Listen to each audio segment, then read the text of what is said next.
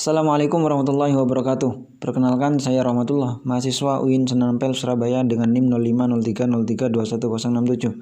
Dalam video ini saya akan mempresentasikan materi saya terkait ijtihad, taklid, dan talfik dalam hukum Islam sebagai pemenuhan tugas akhir semester saya dalam mata kuliah studi hukum Islam. Langsung saja pada materi pertama, yakni ijtihad. Ijtihad merupakan mencurahkan segenap tenaga dan pikiran secara bersungguh-sungguh untuk menetapkan suatu hukum yang sulit, dan dalam prakteknya digunakan untuk sesuatu yang sulit dan memayahkan. Oleh karenanya tidak disebut berijtihad apabila tidak ada unsur kesulitan dalam suatu pekerjaan. Kemudian terkait hukum ijtihad, para ulama membagi dalam 4 perkara atau 4 bagian berdasarkan kondisinya. Yang pertama yakni fardhu ain, apabila mujtahid dihadapkan pada 2 kondisi.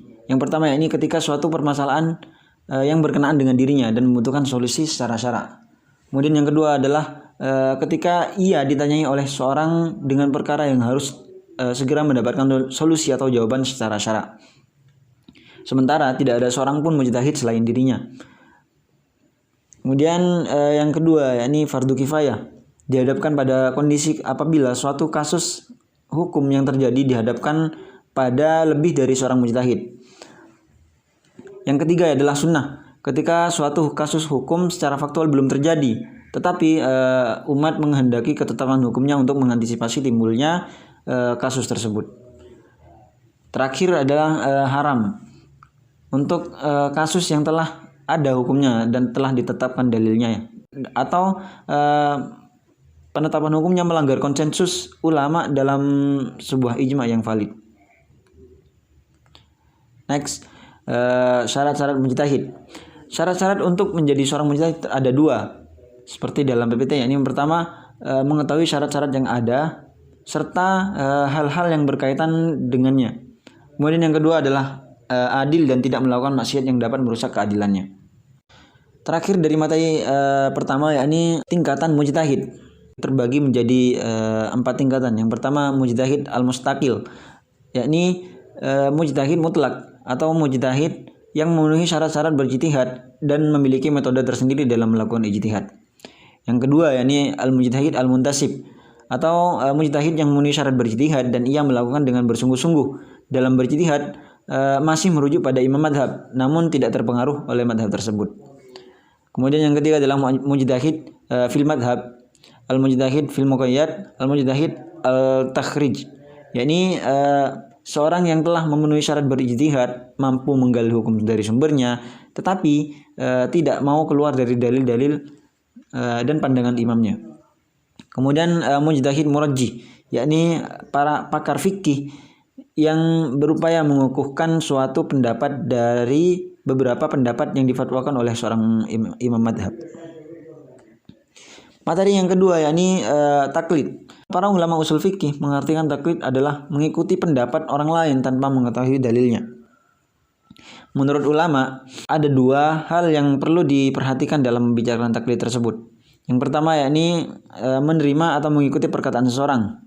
Kemudian perkataan tersebut tidak diketahui dasarnya, apakah dari Al-Quran ataupun hadis. Terkait hukum taklid atau bertaklid, pada dasarnya menurut hukum Islam, bertaklid itu dicela atau dilarang karena kita hanya mengikuti tanpa mengetahui alasan dan atau dalilnya. Namun dalam menghukumi taklid, menurut para ulama terdapat 3 macam hukum. Yang pertama yakni taklid yang diharamkan, yakni ketika seseorang bertaklid tanpa mempedulikan Al-Quran dan hadis, atau bertaklid kepada seorang yang tidak diketahui keahliannya, atau kita sebut sebagai taklid buta. Kemudian taklid yang diwajibkan, yakni ketika seseorang awam dan tidak memiliki ilmu fikih, maka wajib bertaklid pada imam yang masyhur. Kemudian taklid yang dibolehkan, yakni seperti halnya yang diwajibkan orang yang benar-benar awam. Terkait syarat atau ketentuan dalam bertaklid, terdapat 5 syarat atau ketentuan dalam bertaklid. Yang pertama yakni orang yang bertaklid itu jahil atau awam dalam perkara hukum dan sulit memahami hukum Allah. Kemudian orang yang mampu berijtihad juga masih boleh bertaklid atau mengikuti pendapat seorang ulama ijtihad, karena keterbatasan dalil atau sempitnya waktu dalam berijtihad. Kemudian yang kedua adalah taklid kepada orang yang diketahui keahliannya, sebagaimana penjelasan sebelumnya, ini taklid buta itu diharamkan. Kemudian yang ketiga, ini orang yang bertaklid memang sudah tidak menemukan pendapat yang lebih kuat. Keempat, ini bertaklid dalam konteks hukum Allah dan kebenaran. Kemudian terakhir adalah tidak boleh mewajibkan mengikuti madhab tertentu dalam semua masalah, namun diperintahkan untuk mengikuti kebenaran. Kemudian tingkatan dalam bertaklid terdapat 3 tingkatan. Yang pertama yakni taklid secara total atau murni, yakni taklid yang dilakukan oleh kebanyakan orang awam, di mana dalam keseluruhan hukum Islam mereka mengikuti pendapat imam mujtahid. Kemudian taklid dalam bidang-bidang hukum tertentu saja, yakni taklid yang dilakukan oleh para ulama yang mampu berijtihad dalam bidang madhab, bidang tarjih, dan bidang fatwa. Namun pada bidang lain mereka perlu bertaklid. Dalam hal ini dilihat dari satu sisi mereka disebut sebagai seorang mujtahid, namun di sisi lain disebut sebagai muqallid. Taklid dalam akidah istinbat menjadi tingkatan yang ketiga, yakni seperti taklid yang dilakukan oleh imam mujtahid muntasib. Kemudian materi yang ketiga adalah talfik dalam hukum Islam. Talfik menurut ulama usul yaitu melakukan suatu perbuatan dengan mengikuti suatu madhab dan mengambil suatu masalah dengan 2 pendapat atau lebih untuk sampai kepada suatu perkara atau perbuatan yang tidak ditetapkan oleh kedua mujtahid tersebut.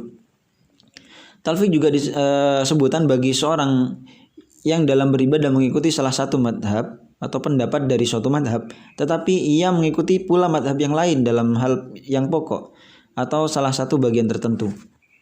Terkait hukum talfik, para ulama berbeda pendapat. Ada yang tidak memperbolehkan, ada yang membolehkan, atau ada yang memperbolehkan secara mutlak.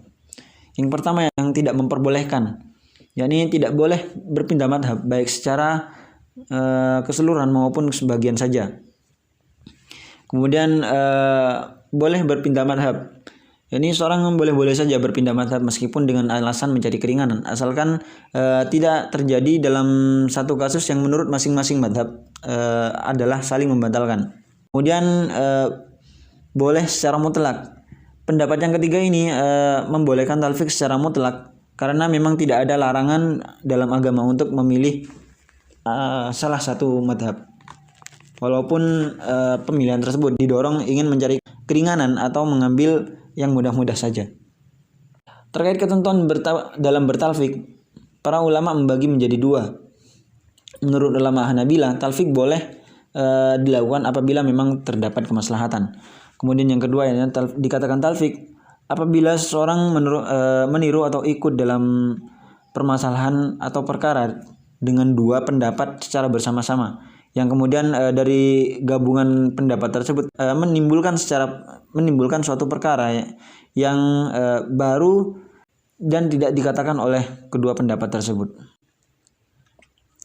Kemudian macam-macam talfik terbagi menjadi 2, yakni talfik dalam lebih dari satu qadliyah, seperti yang dilakukan oleh seorang yang berwudu dengan hanya mengusap sebagian kepala bertaklid kepada Imam Syafi'i. Kemudian dia sholat dengan menghadap ke arah kiblat dengan bertaklid kepada Imam Abu Hanifah misalnya. Taklid jenis ini pada pengertian selanjutnya sering disebut dengan pengertian ittiqalul madhab. Talfik yang kedua adalah talfik dalam satu qadliyah, seperti yang dilakukan oleh seorang yang berwudu menurut Imam Syafi'i, kemudian ia bersentuhan kulit, yang mana menurut Imam Syafi'i itu membatalkan wudu, namun dia sholat dengan mengikuti madhab Hanafi yang mengatakan bahwa sentuhan tersebut tidak membatalkan wudu. Baik, mungkin itu saja yang dapat kami sampaikan. Kurang lebihnya mohon maaf. Assalamualaikum warahmatullahi wabarakatuh.